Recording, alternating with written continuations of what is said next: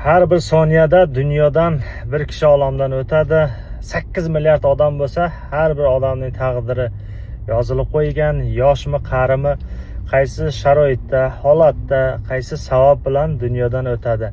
Mana shuning uchun yoshmi, qarimi hamma tayyorgarligini ko'rish kerak. Bizni ham, sizni ham bir kun o'sha vaqt kutyapti. O'lim haq. Mana shuning uchun hamisha tayyor bo'lib ketishimiz kerak. Buning uchun nima qilish kerak? Birovning haqqini yemash kerak, haqqa namoz o'qib yurish kerak, aldamash kerak, g'arlik qilmash kerak, savob ishlarni ko'proq qilish kerak. Kim aldasa, kim g'arlik qilsa ham umri kalta bo'ladi, ham barakat ketadi.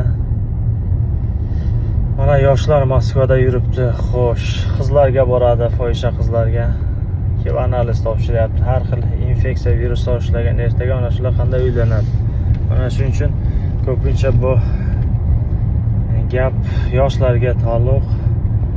Yoshlar ehtiyot bo'linglar, infeksiya ko'paygan.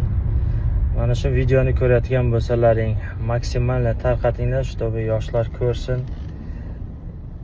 Infeksiya kamaysin, fohisha qizlarga bormasin. Ertaga qanday O'zbekiston, Tojikiston, Qirg'izistonga borib uylanadi. Mana shu ham problema. Ayni vaqt uylanishdan oldin analiz topshiriladi. Analizdan infeksiyalar chiqib qoladi. Mana shuning uchun harakat qilinglar. Qizlarga bormanglar. Rahmat, sog' bo'linglar. Maksimal podelisa qilinglar. Mana shu videoni ko'rsin bolalar, yoshlar.